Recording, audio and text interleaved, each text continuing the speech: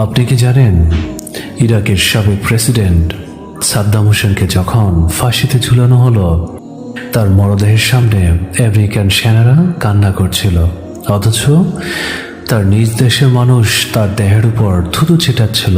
কি আশ্চর্য, তাই না? এবং এটাও কি জানেন, ভারতের সাবেক প্রধানমন্ত্রী ইন্দিরা গান্ধীর জীবন শেষ হয়েছিল শত্রুর হাতে নয়, বরং নিজের দেহরক্ষীর গুলিতেই। সবচেয়ে আশ্চর্য হয়ে যাবেন যখন শুনবেন সৌদির বাদশাহ ফয়সাল, যিনি গোটা মুসলিম বিশ্বের জন্য আশার আলো ছিলেন, তাকেও খুন করা হয়েছিল তার নিজ আপন ভাইপো। ইতিহাস চিৎকার করে বলে যাচ্ছে, সবচেয়ে বড় বিশ্বাসঘাতকতা আসে কিন্তু দূরের মানুষ থেকে নয়, কিছু কিছু জায়গায় কাছের মানুষের থেকেও। আজ আমরা আলোচনা করব কেন সবচেয়ে বড় কষ্ট, প্রতারণা, বিশ্বাসঘাতকতা আসে আপন মানুষদের কাছ থেকে। কোরআন এবং হাদিসে আমাদের কি সতর্কবার্তা দিয়েছে, আর আমরা কিভাবে এই শিক্ষা নিয়ে আমাদের জীবনকে গড়ে তুলব।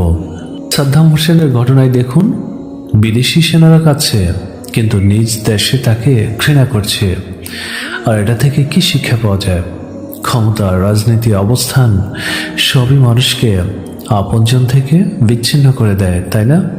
কিন্তু আল্লাহ তাআলা বলেন, তুমি যদি তাদের অধিকাংশকেই মানো, তবে তারা তোমাকে আল্লাহর পথ থেকে সরিয়ে দিবে। অন্যদিকে ইন্দিরা গান্ধী, তাকেও কিন্তু শত্রু নয়, বরং সবচেয়ে কাছের দেহরক্ষীর হাতে কিন্তু মৃত্যু হয়। আর এ থেকে কি শিক্ষা পাওয়া যায়? আপনি যাকে সব থেকে বেশি ভরসা করবেন, সেখান থেকেও মাঝে মধ্যে আঘাত আসতে পারে। আর অন্যদিকে বাদশাহ ফয়সাল নিজের ভাইপোয় আলিঙ্গনের ভান করে গুলি চালায়। তাহলে এটা থেকে কি শিক্ষা পাওয়া যায়? সম্পর্কের নামে, ভালোবাসার নামে, ক্ষমতার নামে কাছে আসা মানুষের হাতেই সবচেয়ে বড় একটা বিপদ। আসলে কোরআনের দৃষ্টিভঙ্গিতে সূরা তাওবাতে বলেছিল, হে ঈমানদারগণ, তোমরা যদি তোমাদের পিতা ও ভ্রাতাকে ঈমানের উপর ভালোবাসো, তবে তারা তোমাদের কোনো কাজে আসবে না। অর্থাৎ রক্তের সম্পর্ক বা বন্ধুত্ব নয়, বরং ঈমানই আসল মাপকাঠি। রাসূল সাল্লাল্লাহু আলাইহি সাল্লাম বলেছেন, মানুষ তার বন্ধুর দিনের উপর থাকে, তাই তোমরা দেখে নাও কাকে বন্ধু বানাচ্ছ আর কে বন্ধু হচ্ছে। সঠিক বন্ধু হলো সেই যে আল্লাহর পথে ডাক দেয় তোমাকে। কিয়ামতের দিন আল্লাহর কাছে সবচেয়ে বড় নিকৃষ্ট সেই ব্যক্তি যে বিশ্বাসঘাতক। এটা সবসময় মনে রাখবে সবার জন্য। আপনার জীবনের সবচেয়ে বেশি কষ্ট কে দিয়েছে ভেবে দেখুন। শত্রু নয়, কিছু কিছু জায়গাতে আপনার খুব আপনজন। কেন? কারণ আপনি তাদের উপর বিশ্বাস রেখেছিলেন। আজকের সমাজে ব্যবসায় পার্টনারই প্রতারণা করে বেশি, আত্মীয় স্বজনের সম্পত্তি লোভে একে অপরকে মেরে ফেলে, বন্ধু বন্ধুকেই ধোঁকা দেয়, সম্পর্ক ভেঙে যায়। শত্রুর হাতে ক্ষতি সহ্য করা যায়, কিন্তু আপনজনের বিশ্বাসঘাতকতা মাঝে মধ্যে হৃদয়টা ভেঙে দেয়। যে আল্লাহকে ভয় করে, যে আল্লাহর ভয়ে নামাজ পড়ে, যে আপনাকে দুনিয়ার লোভ থেকে দূরে রাখে, তাকে সবসময় আপনার বন্ধু বানান। দেখবেন আপনার জীবনটা আলোকিত হবে। আপনি যেন অন্য কারোর জন্য শত্রু না হন, সেদিকে সবসময় খেয়াল রাখুন। আপনি যেন অন্যের দুঃখের পাশে দাঁড়ান, তার দিকেও সবসময় খেয়াল রাখুন। আল্লাহর সন্তুষ্টির জন্য সম্পর্ক বজায় রাখুন। আল্লাহর দিকে তাকিয়ে একটা অগোছালো পরিবারকে, একটা অগোছালো পরিবেশকে আপনি গুছিয়ে রাখুন। ধৈর্য ধরুন এবং ভরসা রাখুন। যখন আপনজন কষ্ট দেয়, তখন মানুষের কাছে না কান্না করে আল্লাহর কাছে কান্না করুন। আমাদের প্রিয় নবী হযরত মুহাম্মদ সাল্লাল্লাহু আলাইহি ওয়াসাল্লামের জীবনে উহুদের যুদ্ধের সময় সবচেয়ে কাছের সাহাবী ভুলে তিনি আঘাত হয়েছিলেন, কিন্তু তিনি শিখিয়েছেন ধৈর্য, ক্ষমা আর আল্লাহর উপর ভরসা। সবকিছুই মহান করে দেয়। এই দুনিয়ার কেউ আপনার চিরস্থায়ী বন্ধু নয়। আপনার সবচেয়ে কাছের মানুষও একদিন আপনাকে আঘাত করতে পারে। আপনার চোখের পানি মুছতে আসবে কেবল একজনই, আর তা হচ্ছে আল্লাহ। তাই কারোর উপর অন্ধবিশ্বাস না রেখে শুধু আল্লাহর উপর ভরসা রাখুন। কারণ শত্রু কখনো বিশ্বাসঘাতক হয় না, বিশ্বাসঘাতকতা করে শুধু আপন বন্ধু বান্ধবেরাই।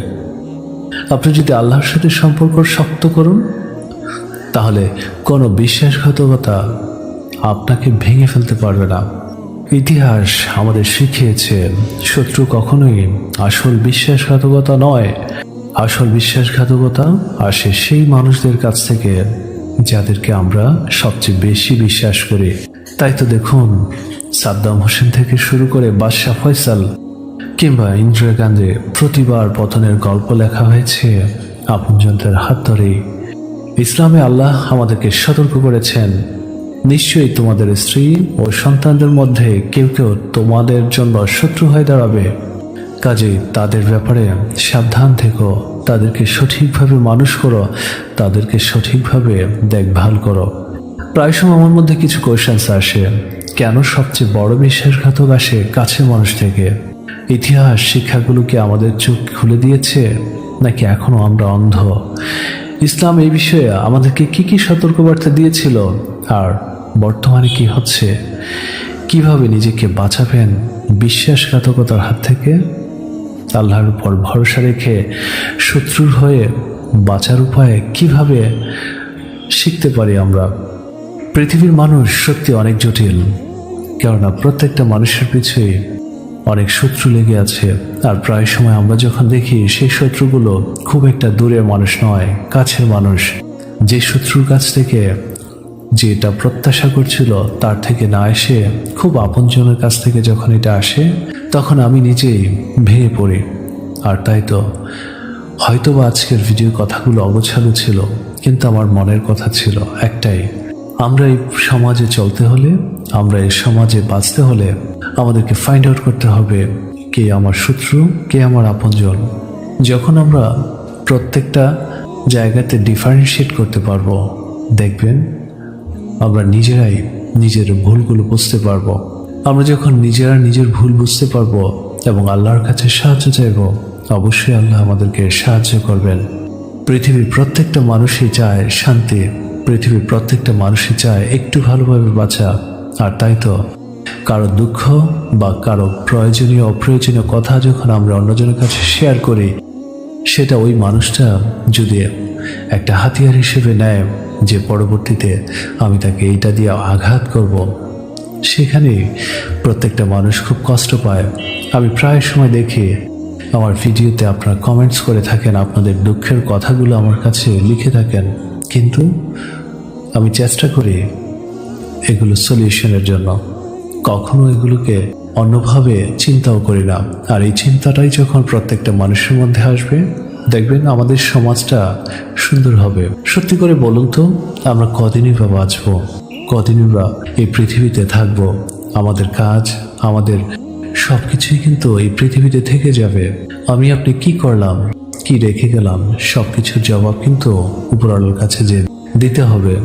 সো এত আঘাত, এত কষ্ট মানুষকে না দিয়ে মানুষের সাথে মিশি, মানুষের সাথে সময় কাটাই, কোয়ালিটি টাইম স্পেন্ড করে, দেখবেন জীবনটা অনেক সুন্দর।